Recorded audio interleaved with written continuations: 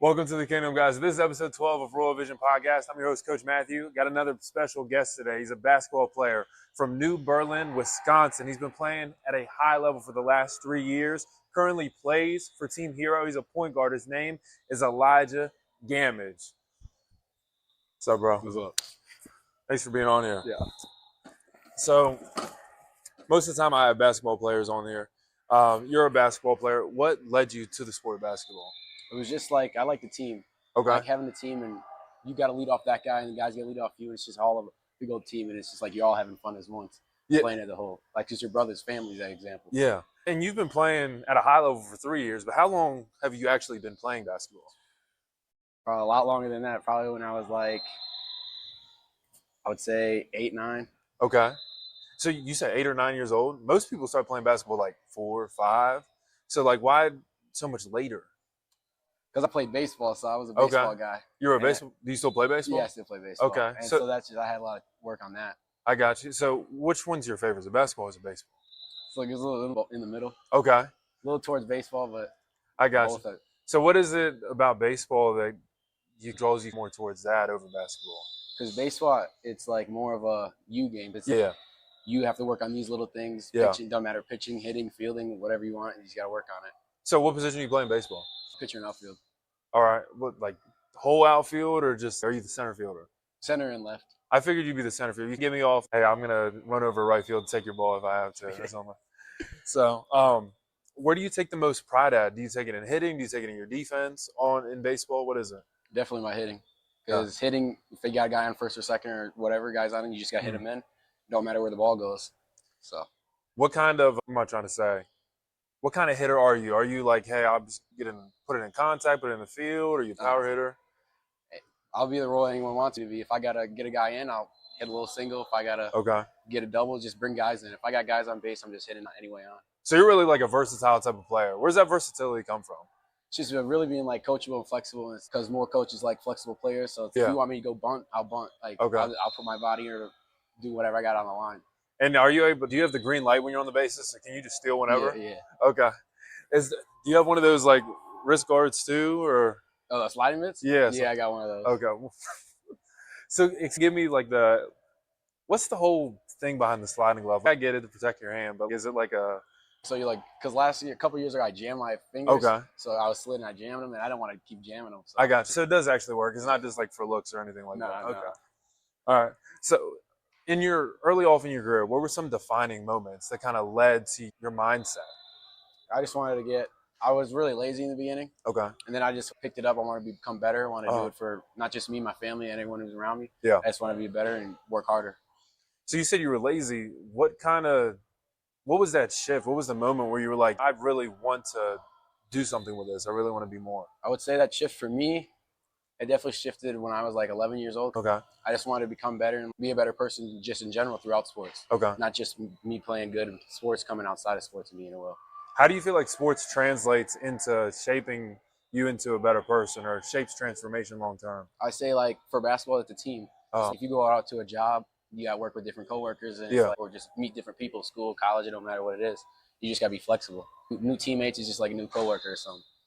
Is there a moment like in your career that stood out to you the most where you're meeting all these new people? Were you ever a shy person? In the beginning, yeah. Okay. I kept a lot of things to myself. So when did you like break out of the shy cocoon and then blossom into the ability to like talk to other people and put yourself out there? So I would say I just wanted to be like more open, I would say. Okay. So just like you just talk to this person and get to know how they are and like their personality, and it just correlates from there. How do you feel like connections and connecting with people really translates to chemistry, both not only off the court or off the field, but like on the court as well? Because connections, I think that's the most important thing. Because if you're in a team and you're not seeing eye to eye, then obviously you're either not going to pass to him or they're going to make turnovers, stuff like that. So if as a whole team, that you're like working together, then it's like more looks. Like pick and rolls would be easier. You can communicate and already know what's happening. Do you feel like there's just like one person that is the gel of the team, or do you feel like everybody has their own way of being the gel of the team? I definitely say everyone does have a different way of being the team, but I say our Mikey T, he was I think number, I would say 6, I think so. Okay. And I think him him himself just correlates and starts getting us in that motion, I would say. I gotcha. For So our he's team. like your glue Yeah. almost in a way, even though everybody had. I gotcha. So starting off, have you always been like that star player, or did you start off slow? I definitely started off slow. Okay. And I think that's when I picked up my game from both sports, really. Okay. Because I wanted to be that top guy or that guy that coach wants to go to, put him in for free throws or make a play, anything like that. So I just want to be really that guy for that coach or the team. Because you notice it when you play. Like, you're out there on the court specifically. It's just without you, you don't win that second game. You come out there, you get that steal early in the second half, and you dunk it, but you remember the steal. And so we talked about it in your interview. So why did you remember the steal specifically? Because, like I said, I feel like that steal took the game from there. Yeah. Everyone saw you play hard work on defense correlates to hard work on offense. So if you do great defense, you're going to do great things on offense no matter what. Yeah. And so, like, the game of basketball, I feel like it's really shifted to an offensive-heavy culture. What do you think we could do to shift it back to the focus being on defense? Defense is because that's the most important. That's like your driver, as I would say. Yeah. Because if you get, I call it kills, a couple stops, 3, 4, 5 stops, and then obviously that's going to correlate. You're going to score more and more. Yeah. And you're up 15, 20 already. It's almost like the game wouldn't be the same without defense. I feel like you can score 2 points, or one team have 2 points, you have 0 points, but at the end of the day, the team that won was the team that played better defense. Yep. It just happened to be that they scored more points. You know what I mean? So how do you feel like your upbringing and your environment influence the way you approach competition? I would say how I approach competition is I don't take nobody lightly. It don't matter if you're a 5-star, 4-star, don't matter. Yeah. I'll just take everyone as the same competition. You got to work. They're working. So these 4-star, 5-star, who do you feel? What is there a player that stands out to you the most where they're ranked or whatever, and you essentially stop them, you put a brick wall in their face? Is there any moment that stands out to you? Not off my top of the head, really. Okay. Is there like a player that ever gave you trouble, and you ended up shutting him down, or maybe he scored on you a couple of times? You're like, all right, no more. Yeah, there's definitely moments of that. It don't matter if they're a high-level athlete like that, and if they score on you, just kind of like you understand their game more. The left-hand driver, right-hand midi pull-up, stuff like that. You just got to find the key points of what their game is mostly. So with AU, is there a lot of preparation that goes into these games, like scouting, or is it more I'm going to show up and whatever competition's in front of me, just... I feel like it's in the middle of both because there's different, I would say, AU teams that take more pride in the scouting, watching videos, or even just sitting on the sideline watching the team they're going to play next. And then the other side is some teams just show up and just get it done, get that work done, or whatever they got to do. Yeah. But then also, so like with AU, you have circuit teams and then you have non-circuit teams. Do you feel like there's a difference between the circuit teams versus the non-circuit teams, or do you think it's more so just exposure? I think it's both. Okay. Obviously everyone wants to be exposed to college coaches or anything really, but I feel like that kind of either those teams like they do more work or show more athleticism and stuff like that. Yeah. So what are some challenges you feel like athletes commonly face in the early stages of their careers? I would say the mental game. Okay. So if some kids are missing easy layups, free throws, I feel like kids nowadays get in their head so quickly. I got to make there's easy ones. I got to make those, and that's just like downhill spiral for them. So when did you start to recognize your mindset and start to take control of your mental game? It was a couple of years ago because I used to get down myself just like that. If I missed a layup, I would get really angry at myself, and then now that I realized if I got angry, then that kind of correlates to my defense. I didn't play help side or I didn't get those steals or stuff like that. So then I just took pride in my mental game and like really just wanted to, if I miss a layup, I missed it, get the ball again, or go play defense, get a steal, make another one. What strategies did you use in order to conquer your mindset in a way? I did a lot for me, it was deep breaths, Okay. Forgetting about it, taking that quick time is just forgetting about like the missed layup, the 3 free throws, whatever it is that I did wrong, correlate on it, and after that, just forget about it and just go play defense or go score again like I can. Yeah, but then in baseball, you're in center field. I'm sure it's not very often you miss a pop fly, but in moments like that where the spotlight, it's rare because it could be at the center field, it could be hit to the shortstop the next play. How do you not let that translate to your at bats? Just forget about it. It's one play. One play doesn't define my whole game. I could be 3 for 3 and miss with one error, but I'm still, when I'm at my bats, I'm doing it for the team. For sure. So how do personal experiences outside of sports shape the way an athlete competes? I think it's some part of it comes from what they had in their past or where it came from. That plays a big role on it. Yeah. And I think that just like grows that player or brings that personality to like the game of basketball. So for you personally, what experiences outside of sports shaped the way that you compete? Definitely just I do it for my family. Okay. I do it for me, but my family they got me to practice. They got me my shoes to wear, the ball I dribble, everything. So I just do it for my family, hard work for my family. What is it about family that you feel like just drives, not maybe you, but like just an athlete in general? So I feel like families just it drives. It's more because it's like they're always there for you. So like that just makes, and then you also grow with your family, and then they show like their personality is shifted onto you, and it's just families all around. For sure. So who do you have a closer relationship with, your mom or your dad? Definitely my mom. Okay. I'm always with my mom. What is it about your relationship with your mom that kind of stands out over the relationship with your dad? My mom, she's always there. Mm. If I'm down, she's there for me. Yeah. If I'm happy, mad, don't matter, she's always there. She's always on my side. Yeah. And so like your relationship with your dad, I know dad's normally like the rock. He's like, you got to do this, that. Is he like a critical piece in shaping you into the player you are today? Or? Yeah, definitely. Because he'll tell me if I played good, he's going to be honest. If I played bad, he's just going to tell me I played bad. I got to do better. So I think that's also the good part of my dad is because he's honest. Yeah. Because now you get some parents that are just like, you played good, but like overall you didn't. Yeah. So hearing it straight from your parents gives you more of that flame in the next game or something like that. Yeah. I know that sometimes parents can be a little critical, but how do you block out the criticism, but then focus on just growing from whatever piece of information they're giving you? It's just like, hold it to me. If they say, go do this, try this at bats or basketball or school, it doesn't matter. I try to remember that. And then if it works, if it doesn't. So it's just the information you give them, I just bring it with me. So what's the best piece of criticism or just information that you've received that you were able to then translate that into your game? It's just like my mom always says mindset. Fix your mindset, fix your face, doesn't matter. Bad call. Get the next one. So I think that's also brought me up in my basketball career or baseball career is just forgetting about it. Play the next at bat, play the next motion, doesn't matter what it is, just forget about it and have fun. Yeah. And with baseball, I know that bad umps are everywhere. It's unavoidable. But how do you not focus on, let's say it makes a really bad call, it's way outside in the box. How do you not let that get to you? Or how do you not be like, start cussing out the umpire? I adjust to him. Okay. If it's more outside, then I kind of scoot in on the plate to get it so I can get those outside balls, or it depends.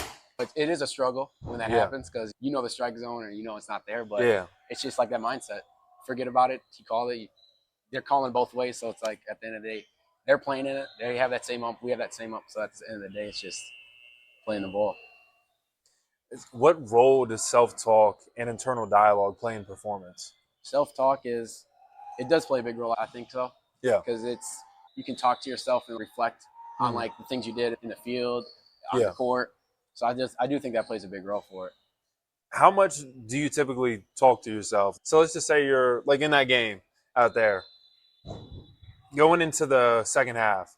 What were you telling yourself? Walk me through what led to that translation into the taking back the lead. I would say it's like the pressure that they give me on defense, and like this guy likes left hand, so I talk to myself, go through that.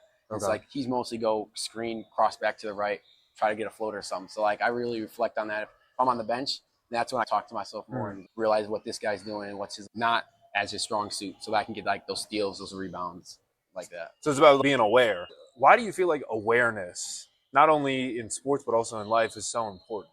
Awareness is so important because it's like you got to be aware of things that's going around you. It can't be like you can't be on a tunnel. I would say like just this guy defenders in front of me, stuff like that. It's got to be you got to aware of everybody. This guy likes to screen on the help side or he cuts through. Yeah. So it's just awareness, and for life, you just got to be open to everything, see everything. Yeah. Because life's unpredictable. And so habits. Is there a habit that you became aware of and you were able to, maybe it was holding you back in a way, and you were able to shift it and then create a new one?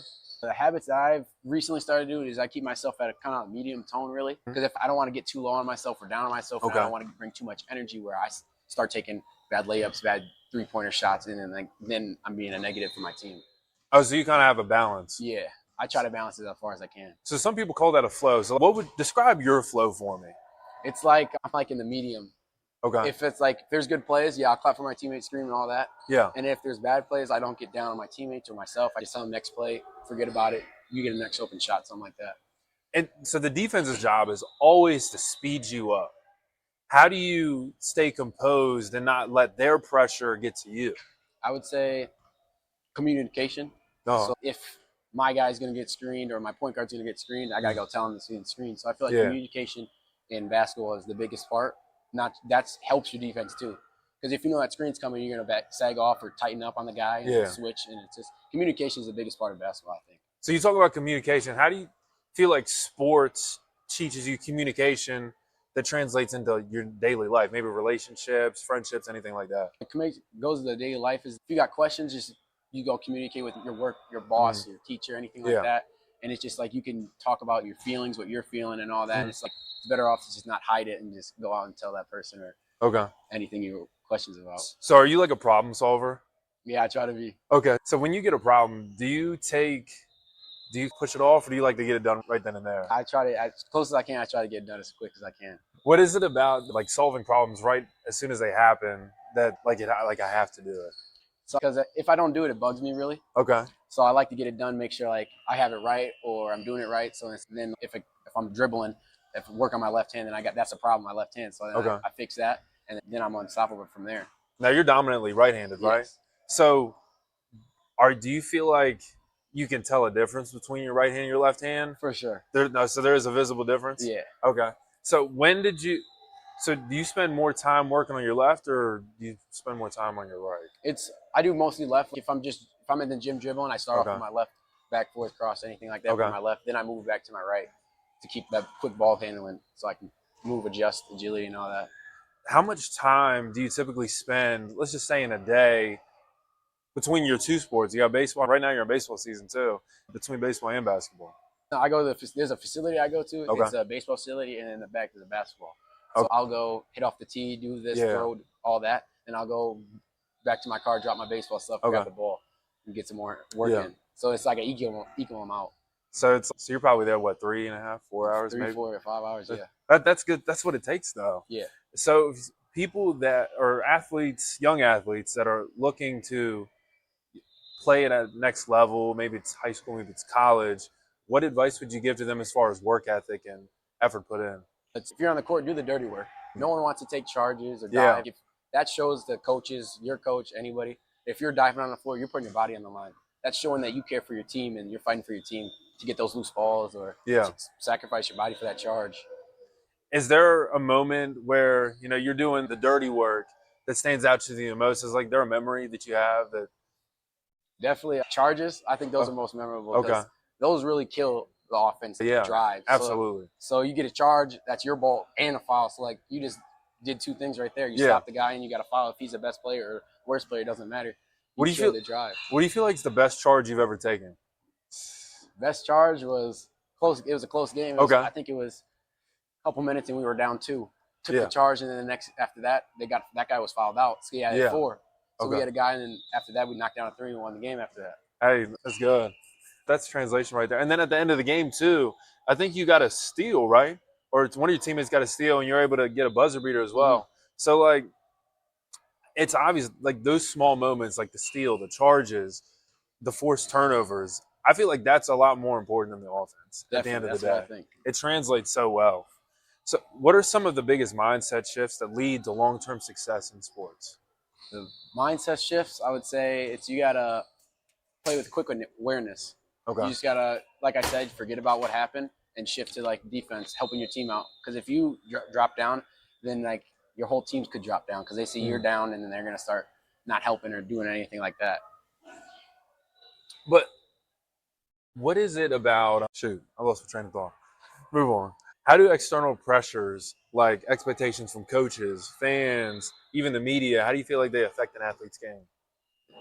Those do play a big role because if you got, say, a college coach come and watch you, you want to play that, perform. You want to play your top game. And a lot of players focus on that. And I say, when you cross that basketball line, you just got to forget about everything. Block out all the noise. Yeah. Don't worry about who's coming to your game, who's not coming in. You just got to play your game no matter who's there watching you because you never know. So to get you prepared for a game, I know most players, they have a ritual or a superstition. Walk me through your pregame routine. I get a good meal in, kind of like toast, bananas, anything like that. Okay. Give me so I don't catch cramps in the game or Yeah. anything. And it's just then I just get in the car and then just listen to slow music. Okay. The game's already fast enough. Yeah. And if you slow it down, then you see the awareness. You see it way better. Yeah. Than keep listening to fast-paced stuff. So what's your go-to pregame playlist or song? I don't know anything really slow, to be honest. Okay. I'll be listening to a lot of Drake stuff. Okay, that's a good one. Because he's slow and it's just that's what I like is I like making it slow. Or I've heard athletes even mention SZA. I don't know. Oh, that's one too, yeah. People talk about that. But so what is it about the music that that's just so calming or puts you in the flow state almost? Because nerves are also a big part of the game. So it's like hearing that slow rhythm or the tone or the voice, doesn't matter what it is, then it gives you that slow tone where you're in the median. You're just not too nervous, not too hyped. It's just you're in the middle. So what do you feel like the nerves come from? Do you think it comes from performance or just external pressures? I think pressure. Okay. Because I used to put a lot of pressure on myself. If I made a mistake, then that's on me. I made the mistake, and that's where the mindset comes in. It's you just release that pressure and play your game, have fun no matter what, because you picked the sport to play because you loved it. Yeah. And so once you step on the court, do all the nerves subside, or are they there the whole time? No, they're gone. They're gone? Everything about the nerves, anything is just gone. When I play, to be honest, I don't hear nobody. Okay. Like the fans, I can't even hear my mom or my dad screaming at me because everything's just quiet for me. It's in a neutral. So do you have any pregame, once you're on the court, do you have any rituals or superstitions? No, not really. What about on the baseball field? I know there's a lot of superstitions there. Baseball, there's a couple. Okay. I'll make sure I retie my laces twice. Really? Yeah, for some reason I do that, and it just gets me. That's how I start my day or how I start the game. So when you say, if they're tied, you'll untie them and then tie them. That's your retie? Yeah. Okay. Do you have I don't know, a not touch the lines? I know that's a big thing. Are you one of those people? Yeah, I don't like to touch the line because touching the line is bad luck. That's what they say. Yeah. That's what they say. I get that. What about, are you a believer in religion, or do you feel like that's been a big role or a big factor in your life as well? Definitely. I definitely believe that everything that you do is in God's will, for example. Okay. So he wakes you up every day. He puts you surround you with the family and all that. And it's like God's path in a way. And it's you just follow that path and from there on, you'll be good. So long term, you're what, a senior or junior? Junior. So you're going to be graduating next year. Yeah. So where do you feel like you've shifted from going into your junior year to now at this point leading into your senior year? Being more mature. Okay. That definitely helped me because before I was kind of it's whatever. It's just do this, don't do that. It doesn't matter. So I matured more of getting it done. Just don't matter how hard it is, how easy it is, just get it done, and then that's out the way. So why do you feel like people push off doing the work that most people know is necessary so that they can get results and they can grow? Because I feel like because it takes time. And I feel like some people don't like how hard you have to work or the hours and days and weeks you got to put in. So I make sure I get my daily hours in or wake up my workout in, stuff like that. Because if I work out, then that's going to make me stronger to take the contact or to swing harder. And it just definitely helps you. Do you feel like it's more time, or do you think it's more comfort? I think it's a both. Okay. Because if you take the time, then obviously you're going to get comfortable. Yeah. So if you work out 4 or 5 hours a day, working on your game, then that's going to correlate to on the court. Then it's you're comfortable with that. You can absorb the contact, or you can shoot that shot with a hand in your face. It's just, after that, it's just practice for me. Where do you feel like you get the most growth from? Being comfortable or being uncomfortable? Uncomfortable, definitely. Okay. Because I feel like if you're comfortable, then it's there's no added pressure, or I would say. Because if you're comfortable, then it's just you're not working hard. You're not getting better because you're just going through the motion and all this left hand layup, right hand. It's just motions. If someone's up in your face like that, then that's pressure and makes you work on retreat steps and stuff like that, and passes, spin moves, euros, all that. And I wouldn't even say it's so much pressure, more so stress or strain. It's an unknown territory. Kind of, I'm sure you lift a little bit. So the first time you stepped in the weight room, didn't it hurt? Oh, it hurt. It hurt. It hurt. It hurt, right? And then you go back the next day, and you're still in pain, but you lift again, and you lift again, and it doesn't get easier. You just get more used to it. It just becomes a habit. It becomes so. What are some key habits or strategies that athletes use to build confidence and also build resilience? I'd say to build confidence, it's also having confidence in yourself. Because if you don't have confidence in yourself, then you're not going to feel it to play your best ability. So if you gain that confidence doesn't matter, it could be off the court, on the court. Yeah. You have that confidence that makes you like a better person, and it just grows you as like a human. Where did you feel like you started to gain confidence in your game and also in who you are as a player? I gained my confidence later on, and I do wish I gained my confidence earlier. It's just confidence is a big motivator, I think. Yeah. So if you got confidence with anything, you don't matter, sports, school, anything, if you have that drive and that confidence, it's just like things are easier for you. How do you feel like, how do you stop letting regret or guilt from creeping into your game? It's how I stop the guilt. It's just I don't focus on it. Okay. It's like it happened, forget about it. Like doesn't matter what it is. It's just the guilt comes, recognize it, and forget about it and focus on something else. Is it about recognizing and let it go, or is it more so just owning that it's just who you are? Like this is just who you were in that moment. It could be that. Okay. Regret comes in many different ways. It could come anytime. And it's definitely in that moment something happened, and it's just you gotta focus yourself back in and realize you can reflect from it too. Yeah. So it could be a positive at the same time that you realized it, that you can fix it. Yeah. Stuff like that. So you calls me somebody who reflects a lot. How much time do you feel like you spend reflecting? I reflect a lot. It doesn't matter what it is, basketball, school. I just reflect on it. If I did something bad, it's why did I do something bad? Not, I did it bad because I didn't sleep right or something like that. It's like, I could have passed it out to this guy. He was wide open in the corner instead of that spin move and forcing a bad shot. So how do you feel like an athlete's belief system shapes their ability to perform at the highest level? Believe is a big thing because if you believe in yourself, you believe you can do anything. Because if you don't believe you can take guys guarding in front of you, you don't believe you can score on them, then you just shy off, pass the ball off, and don't get those like easy layups or easy threes as you want. So you definitely got to just focus on that as well.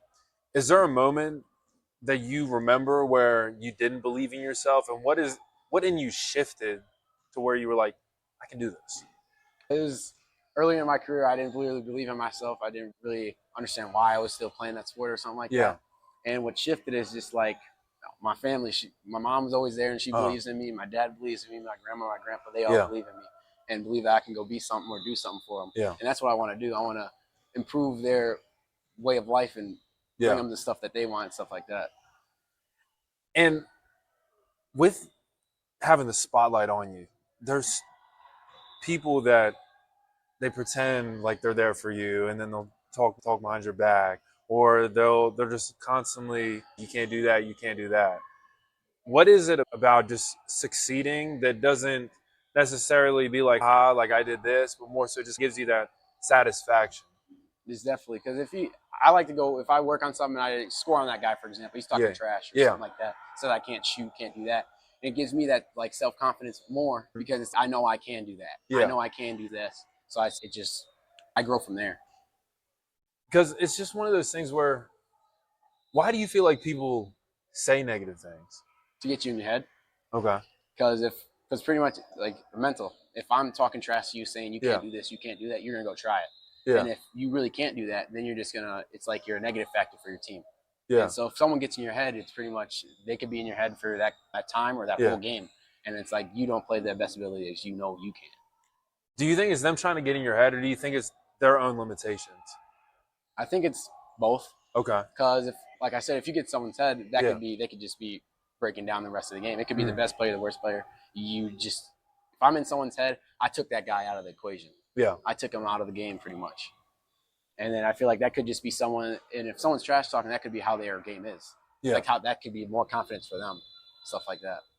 Now, you said as soon as you step on that court, you don't really hear anything. You hear your teammates a little bit. So how is it that you don't let other people trash talk you and it get into your head? Because when I'm watching that game, somebody could have been like, your mom is this. And I don't think it would ever affected you. Definitely not, because it's just the game's so high, intense, and fast, and making quick decisions. It's all about that. And if you slow the game down and just tune out the noise, I would say, and tune out the trash talk. Sometimes, if parents, the refs call, whatever. You tune all that out, and you just focus on yourself, and more opportunities to come, because you're not worried about that person. Oh, he said this about my mom, or he said this, I can't do this. You just work harder, and you just forget about it. Yeah. So, being an athlete, it's a busy life. How do you balance that with your personal identity? I get the things that I need to do first. Okay. So if I gotta get this workout in, I gotta get it in. Oh. It's like I won't go to for friends ask to hang out. I got it. If I didn't work out for this many hours or something, I gotta get that before I can even think about hanging out with this or having go to a party or something like that. I gotta get my work done before, because if I skip it, then that's gonna be a bad habit.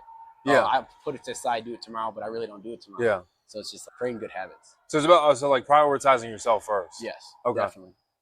And how do you show up as Elijah, whether you're in sports, whether you're outside of sports? How do you not let your sport identity almost translate into your personal identity? Do you feel like you have the same identity? Or you think it's... Definitely. Okay. Because if I feel like you respect everybody, and I respect everyone on the court, no matter you're the best player, the worst player, I respect you no matter what. I'll have a high hand even if you can't shoot. And then it correlates to school, work, it doesn't matter, interacting with other people. I give you that same respect because I want that same respect back. Okay. So it's you give someone respect, and they're going to see that you respect them, that you care about them, and they'll care about and respect you.